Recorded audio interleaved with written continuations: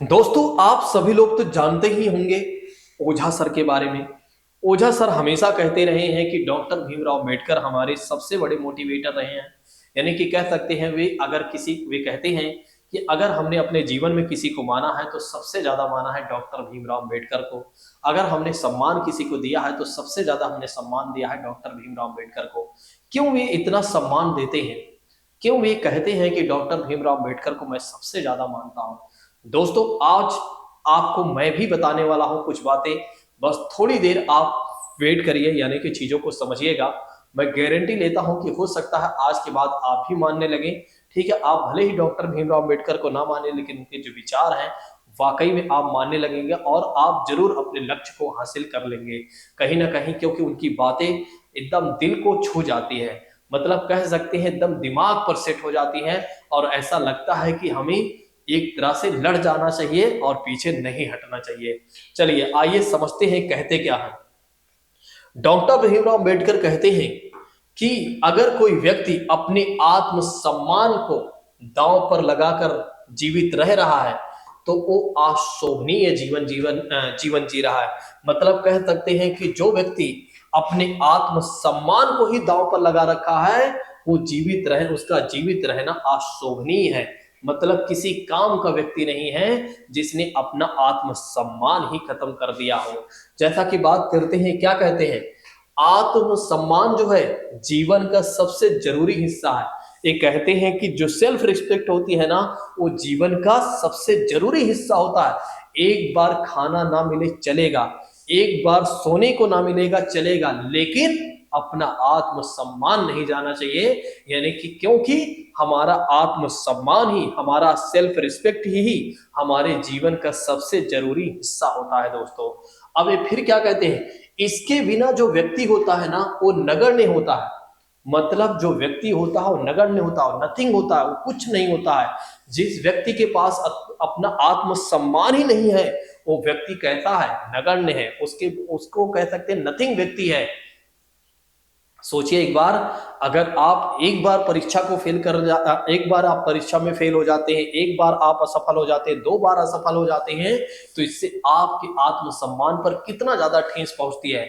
आप सोचिए कि लोग कितना ज्यादा आपको कहते हैं कि आप अपने जीवन में कुछ नहीं कर सकते हैं, आप बेकार हैं, आप एक तरह से केयरलेस हैं, आप कुछ भी हासिल नहीं कर सकते हैं। सोचिए, एक बार अपने आप को सोचिए और आप अपने आत्मसम्मान को बचाइए और जबरदस्त मेहनत करिए।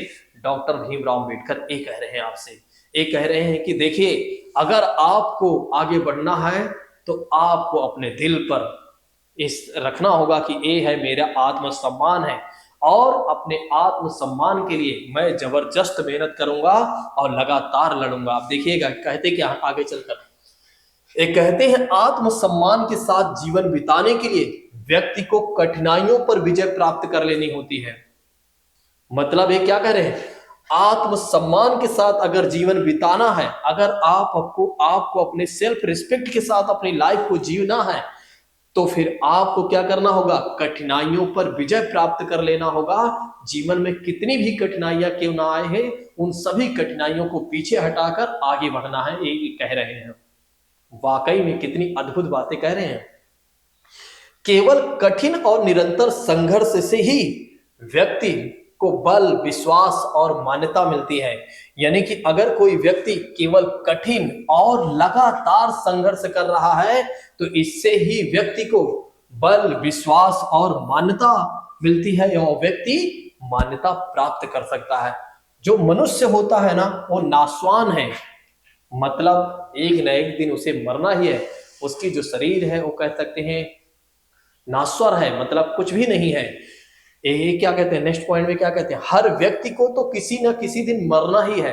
मतलब हर एक व्यक्ति को किसी न किसी दिन तो मरना ही है, परंतु व्यक्ति को संकल्प लेना चाहिए कि वह अपने जीवन को बलिदान, आत्मसम्मान और उच्च आदर्शों को विकसित करके अपने मानव जीवन को बेहतर बनाने में वो करेगा। वाह, अद्भुत बातें हैं। क्या कह रहे हैं, देखिए फिर से समझिएगा। ये कहते हैं कि एक ना एक दिन हर व्यक्ति को मरना ही है, लेकिन व्यक्ति को संकल्प ले लेना चाहिए, व्यक्ति को यह संकल्प ले लेना चाहिए कि वह अपने जीवन का बलिदान, आत्मसम्मान के उच्च आदर्शों को विकसित करने में और अपने मानव जीवन को बेहतर करने में, एक तरह से बेहतर बनाने में, एक तरह से कह सकते हैं निरंतर वो प्रयास करेगा। किसी साहसी व्यक्ति के लिए आत्मसम्मान रहित जीवन जीने से अधिक अशोभनीय और कुछ भी नहीं है। जो व्यक्ति साहसी है, जो व्यक्ति लड़ सकता है, अगर उसने आत्मसम्मान रहित जीवन जी रहा है तो उससे कह सकते हैं अशोभनीय बात कुछ भी नहीं है, उससे एक तरह से बेकार बात कुछ भी नहीं है। तो आप लोगों को भी इस बात को समझना होगा। अगर आप चाहते हैं सफलता प्राप्त करना, यदि आप चाहते हैं कि परीक्षा को पास करना, तो आप भी किसी चीज को अपने आप में लगा लीजिए कि ये मेरा आत्मसम्मान है। अब आज से मुझे कोई नहीं कहेगा कि एक तरह से तुम कुछ नहीं कर सकते हो, तुम बेकार हो। आज से मेरी नजरें किसी के सामने नहीं झुकेंगी। आज से मुझे जबरदस्त मेहनत करना है, कुछ भी हो जाए। एक बार हमें सोने को नहीं मिलेगा चलेगा, एक बार हमें खाने को नहीं मिलेगा चलेगा, लेकिन अपने आत्मसम्मान के साथ समझौता हम नहीं करने वाले हैं। बस जबरदस्त मेहनत करना है और लोगों को साबित करके दिखाना है कि हम वही हैं जिसे आप कह रहे थे कि हम कुछ नहीं कर सकते हैं। हम वो कर सकते हैं जो हम करना चाहते हैं, बस अभी तक हमें नहीं पता था कि हम क्या कर सकते हैं। अब हमने पहचान लिया है अपने आप को कि हम कौन हैं और हम क्या कर सकते हैं, हमारे अंदर कितनी क्षमताएं हैं। तो अब हमने पहचान लिया है और लोगों को कर कर दिखाइए कि आप कौन हैं। अपने आप को पहचानिए और समझिए और जबरदस्त मेहनत करिए, संघर्ष कीजिए और कठिनाइयों पर विजय प्राप्त कीजिए और सफलता को तोड़ लाइए, यानी कि अपने लक्ष्य को हासिल करके लाइए। और जो लोग आपसे कह रहे थे कि आप कुछ नहीं कर सकते हैं, उन लोगों को साबित करके दिखाइए कि मैं वही व्यक्ति हूं जिसे आप कह रहे थे कि मैं कुछ नहीं कर सकता हूं। मुझे लगता है कि इस कहानी से आप लोगों को सारी बातें समझ में आ गई होंगी।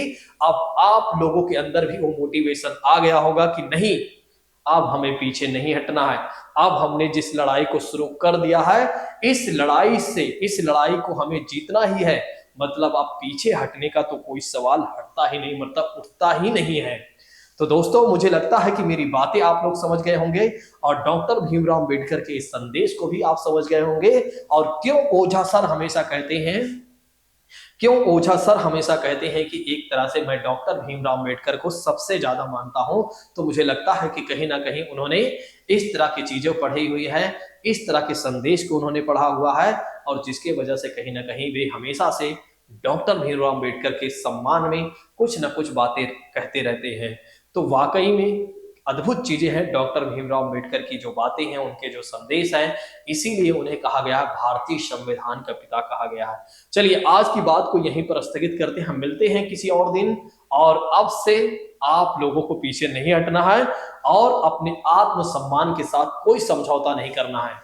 ठीक है, हम मिलते हैं अपनी क्लास में। Thank you so much. जय हिंद। Take care all of you.